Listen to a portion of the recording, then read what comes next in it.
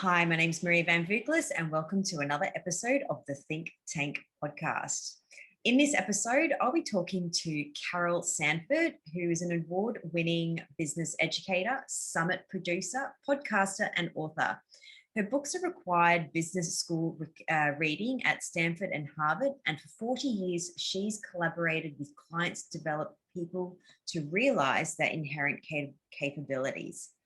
Carol's clients include Fortune 500 companies like Colgate, DuPont, and Seventh Generation. Google's innovation labs use her responsible business framework. In today's episode, we'll be discussing the embodying of the archetypal roles in business, and this is going to be a really interesting episode. So there isn't any better episode than this, so let's get straight into it. Great. Hi, Carol. Lovely to meet you, and tell us a little bit more about yourself if I haven't already covered it. Great. Well, it's good to meet you too, Maria. I mean, the only thing that might be helpful to add, because part of the archetypal roles were developed through a learning practice inside of an institute that I founded and run. And they led to the book, The Regenerative Life, which speaks to what I call meta roles, but they definitely are the kind of roles that we associate with archetypes. Plus, I'm a senior fellow of social innovation at Babson College. Otherwise, I think you did a pretty good job. Fantastic. So tell us, so I know that there's a lot of people in the business world, well, maybe the listeners aren't really familiar in terms of what are archetypes. So could you tell us roughly what are they and where do they come from? Almost all cultures create some type of idea about archetypes. It's less originating in modern times. You can find them. I have one earlier book, The Responsible Entrepreneur, which looked at indigenous, particularly Iroquois in states, archetypes. They tend to arise in a culture to help people think about not what they are personally, but what their role is in regard to a community. So in the archetypes I just mentioned in The Responsible Entrepreneur that's indigenous, they looked at warrior, clown, hunter, and headman or head woman. Now, none of those are you. They're roles you take on, and they are overarching. They're meta is a word for that. In my most recent book, The Regenerative Life, the source for those came from research that built on archetypes which have come out of a variety of cultures. I mean, many out of Asian cultures, but their source is always from a community that is seeking to help people know how to play a role, how to be a part of, how to make something work.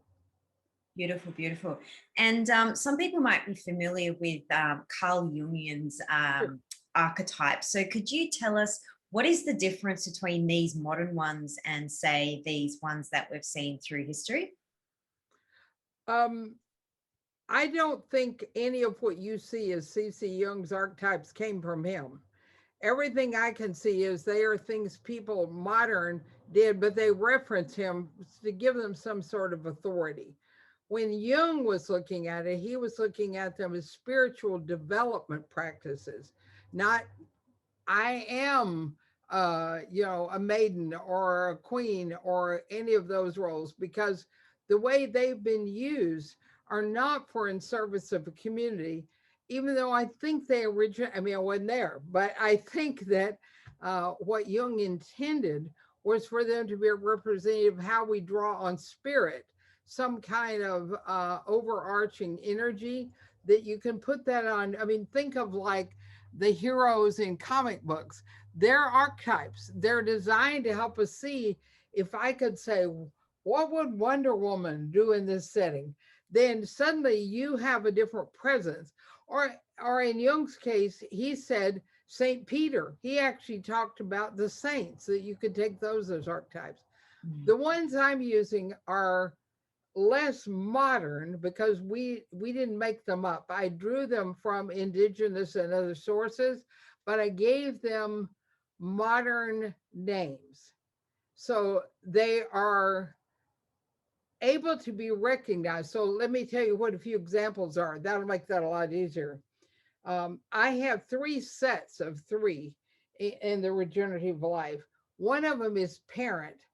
Now, you can actually be a physical parent, have a child, but you also can parent children you didn't birth. Like you can be a grandmother or a foster parent, or you might parent. When I was in Peru, I could see how whole communities parented all children, and they had an idea about what parenting looked like in Lima, in the favelas, in that place. So, the parent is one, but in the book I write about and in the study we did to get to it, we looked and asked, what's the essence of that as a role to make society work? What do you need from parents if you want a democracy that works or a nation that works? And for example, the essence that we came to was that it's about giving each child the capacity for self-determination. And by that, it means they could take charge of their life. Not that they did that in opposition to others, but they weren't a victim. You wanted them to be able to stand for themselves. And the other half of that was to do what we called essence expression. I mean, think about the children you know, or think of yourself when you were a child, if you don't have children. And you could see each child had their own nature, their own essence. Some people say their own soul at work. If what you do is help each child connect with that and express it, then you're using the archetype of a parent, whether you parented or not. And then there are 8 other roles besides parent: educator, designer, entrepreneur, media content creator. And we could get to all of them maybe, but does that give you a flavor?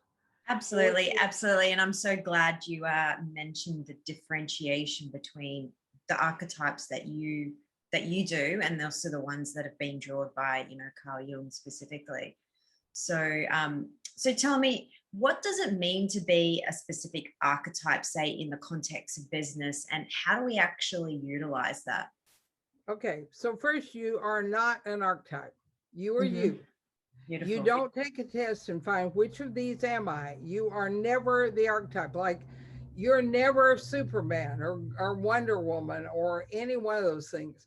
What they are in a business, like the way I do them in a company, is we look at what does it take to have a company in a community where it lives. And of course, a lot of the people who were involved in this were small and mid-sized businesses. I didn't have very many of the really large ones. I had public radio, but that was the only one that was larger.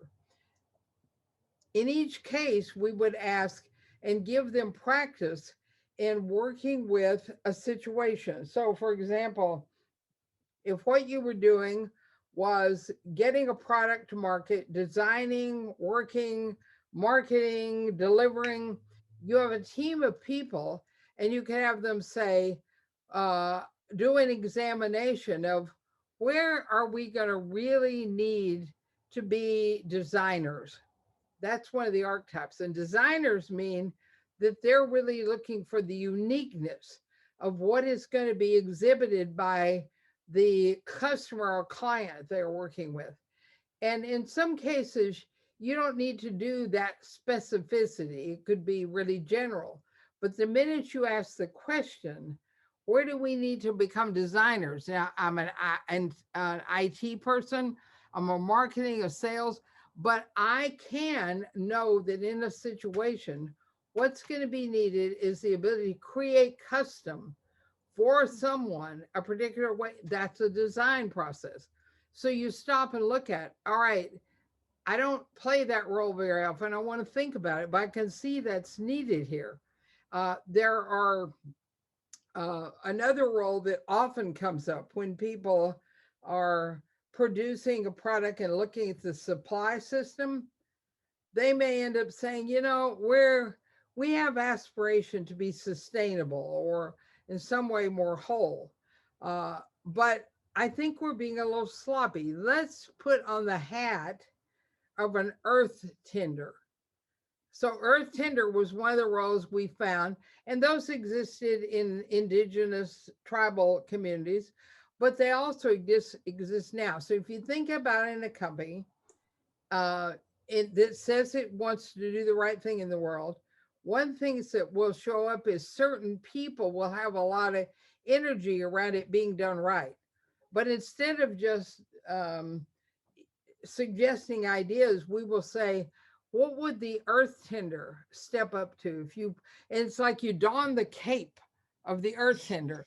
Well, what the earth tender is really driven by in ancient tribal situations and where they wanted to bring that to society, the earth tender is bringing the ability to make living systems intelligible. Most people don't know how nature works. They don't know how the human body works. They don't know how humans in their change process. They don't know how kids work. We don't spend time learning how things work.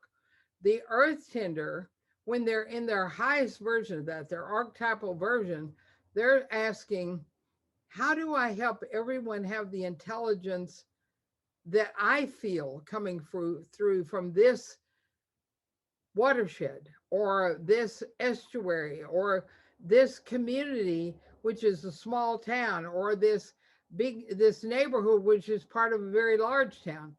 I want them to understand that community. And so they spend time getting beyond just what do we got to tell them and how we make sure they know stuff. And we want the earth tender helps us understand that. They don't transfer knowledge. They would take us probably on a walk in the wild and say, what do you see? What do you feel? They might teach you tracking, because the earth tender in their archetypal role is making sure that life itself is intelligible to more people, because then we know what to do. We know how to do the right thing. So that those are examples of how it gets used. The other way that it gets used often is, I believe, and the people who were in the 160, I believe we had in the study at the beginning, we had a few less at the end, uh, believe that all of these roles are needed in any place there is a community working together. So if a big project is being designed, they may decide they're going to take on different roles and make sure all of it is cared for, that the entrepreneurial role is in there, the one who's breaking all the boundaries, the media content creator, the one who makes sure the stories are told, the spirit resource, we call them, which helps people grow and lift up how they think. And they'll make sure all of those roles are at work. And it's a pretty powerful way for a group to operate. There's one last one, a third way. Individuals can grow themselves by noticing that they always play the same role, not they are the role. Remember, no one is an archetype, right? They are in play acting is not quite what it is. It is embodying something that needs to be thought about. Well, the one thing that should help people remember they're not a role is you need to shift gears. So I had one woman in the study who was doing work with teaching parents. She had a business doing this, teaching parents how to help their children learn from play. Kids really actually know that by themselves, but parents nowadays want to make sure the kids are getting everything out of it. So this young woman, she was brilliant. She would teach them how to let go if they needed to teach them something. But she realized suddenly that even though she started in the entrepreneurial role in the study, as she worked, she realized how often she had to be in the educator role, which was in a different place in the framework. And she then noticed, wow, and sometimes she had to switch to parenting. And sometimes she had to be a designer. And she learned to be able to move, to read a situation, read the child or the parent. And she began to describe her business as life education for for families. And all of that came from learning to shift and move into different roles as they were needed. So they're trying to give us a sense of the working of the whole, the roles are, but we're not any one of them. We have to learn to be probably most of them, if not all. Mm-mm. So let me get this right. So essentially, what it is, we're looking at the essence or the persona of that archetype and drawing upon that to be able to put that hat on and think from a different perspective through that archetype. Is that right? Perfect. Beautiful. And Yeah. the way we help people do that at the study, let me tell you how we did the study so you can see how that came about. I've got a newsletter with 12,000 people's names on it. I said, I'm about to do this action learning project. It's going to have research in it, it's going to have learning, and I need, 150 people. Well, first I got flooded with people who wanted to learn what this meant, to understand archetypes and how you make society work. And that's what I want to do. I believe we no longer have societies that know how to work together. If you're in a tribe in an indigenous culture somewhere, you know what society means. Everyone's dependent. Everyone plays one role one day, another role the next day. And I was looking at here in the States where I live, but I work all over the world. So it felt true that people didn't really understand how to help society work.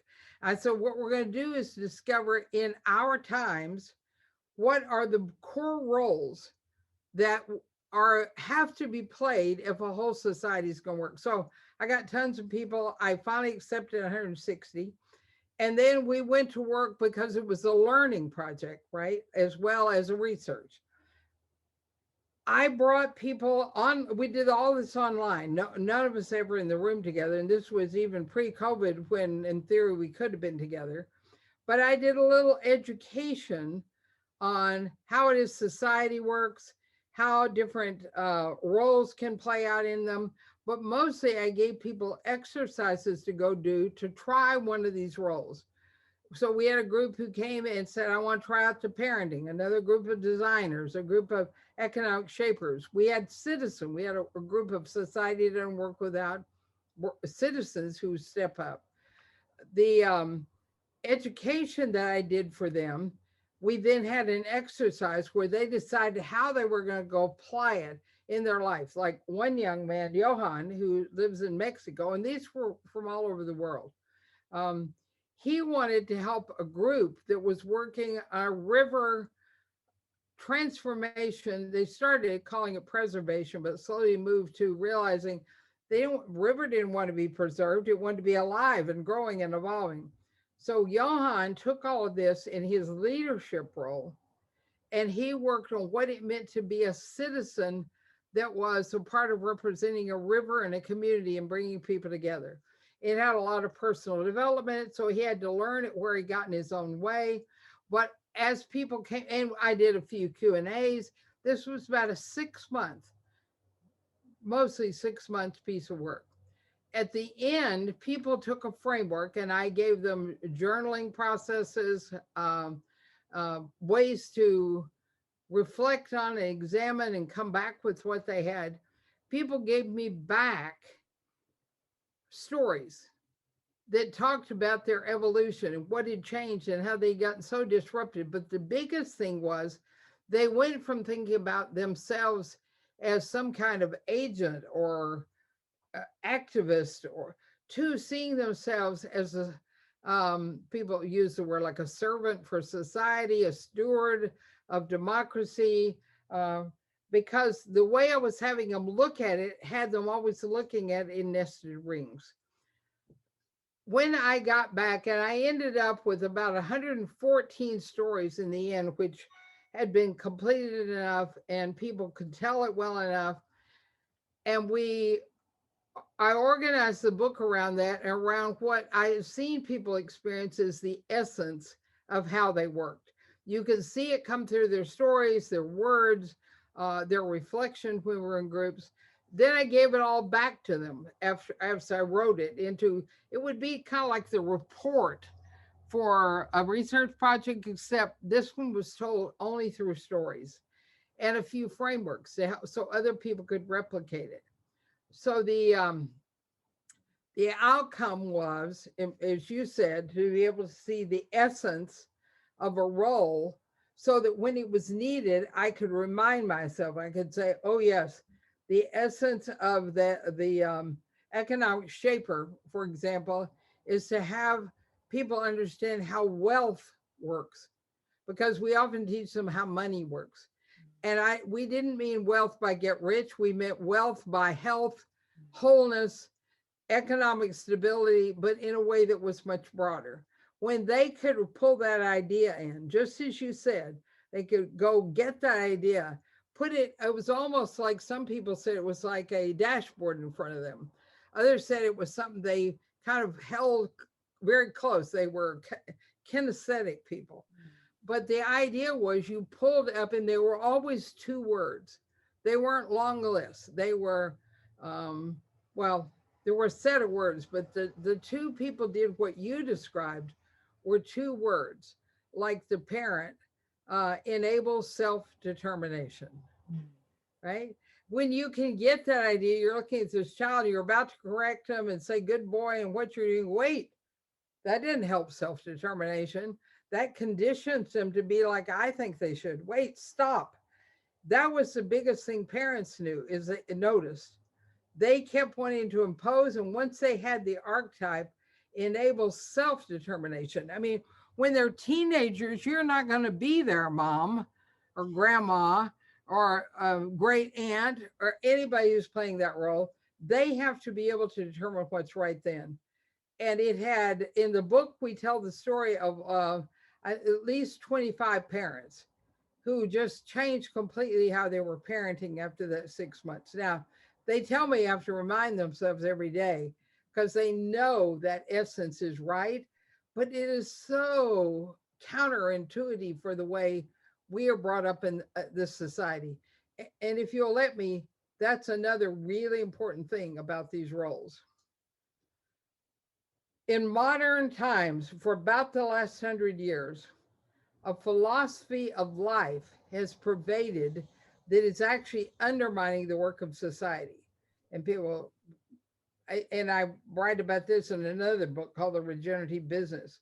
There are these toxic practices that come from a philosophy of behaviorism, behavior management, behavioral economics, behavior modification. All those terms are familiar, right? You know all those. All of them come from a guy named John B. Watson, who was trying to make a name for himself. And he had been studying behavior of small rodents. And he thought, this process they've got going on in manufacturing now, where they get people all lined up and they become like widgets. It's called scientific management. You run business by giving people procedures and standards. He noticed that you could get the machines to do that, but you couldn't get the people.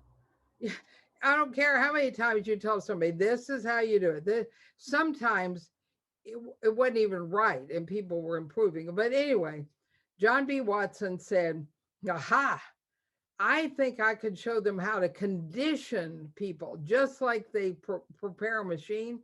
And it was called scientific management he overcame, but what he built was the whole system of rewards, recognition, extinguishing behavior, feedback, performance review.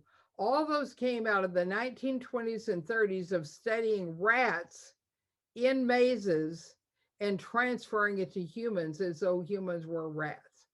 Now, the thing that helps you know why this was an opportunistic thing is John Watson was paid millions and millions and millions, even in those times, in order to build this lab. So all of these industrial tycoons who gave him this money could control people. And the behaviorist movement is now the pervasive one for, if you study psychology, and I did my doctoral work in psychology, and I got, indoctrinated and all that.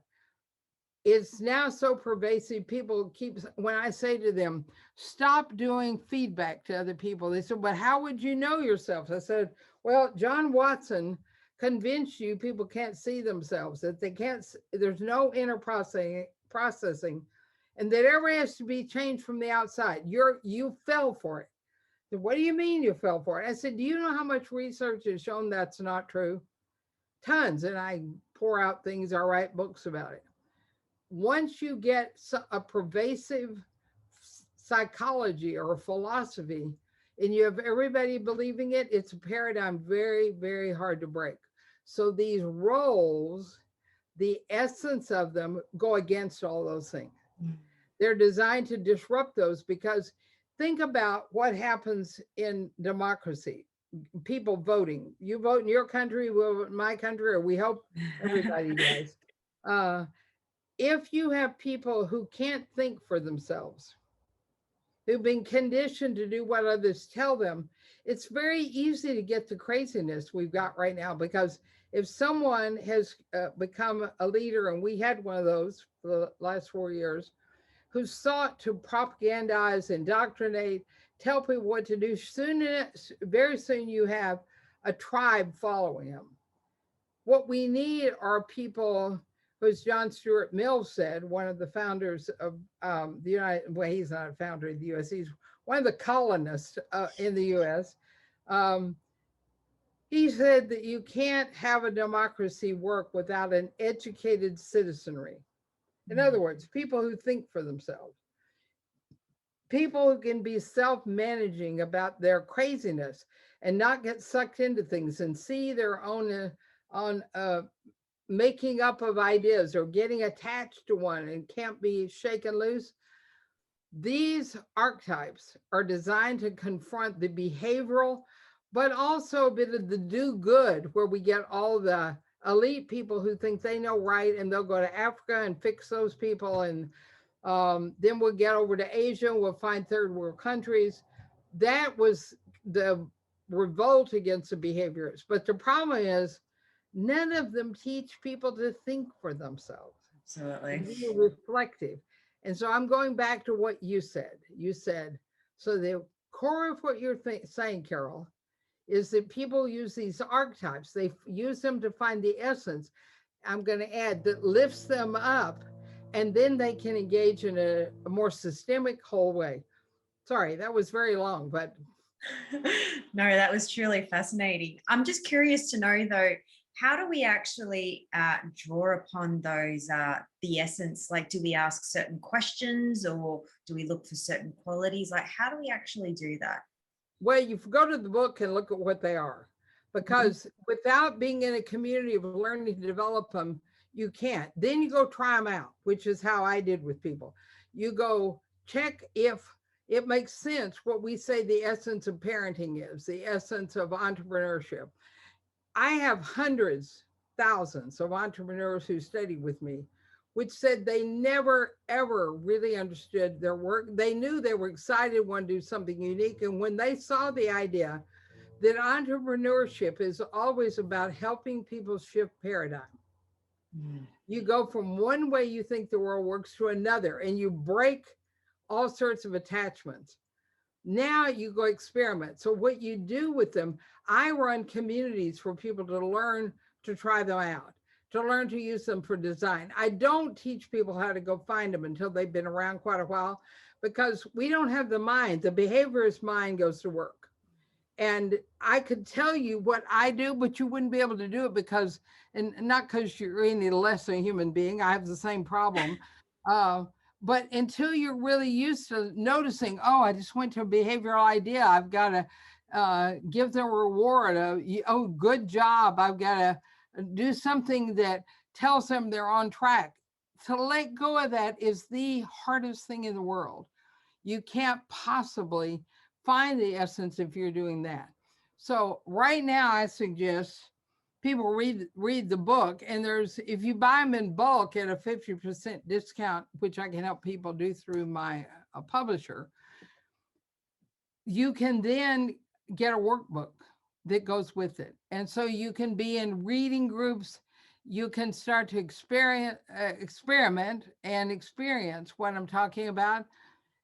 After doing it for a while, you begin to be able to see it and have your own language and your own evolution of it. But most of the work in learning to use archetypes is letting go of the behavioral paradigm, letting go of the do good paradigm. So you can't add this on top. You can't be a great behaviorist and say, I'm going to add a little of this regenerative life stuff, because they are at log, or they undermine each other.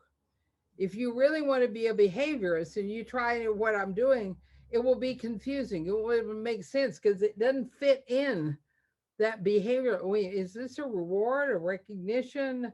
Maybe I need to give more feedback. I mean, there's so many things in that. And in the regenerative business, my book with Hachette, Before the Regenerative Life, I go through the 30 most toxic practices over the last 400 years that we've drug in. So your work is to begin to notice, and I write about this in both books, the paradigm that you're in and why you're so likely. And I have to fight it, and I know better. I have to fight, not fight. My grandson will be here, and I'll hear myself say, "Good job," and I go, "Who said that?" I know better, but I was conditioned from a young child, and my kids helped work on it. I told them, I said, if you ever hear me say to you, good job, or point, or you got to do that better, I said, say back to me, ask me a question, Mom. And that was her way to stop me.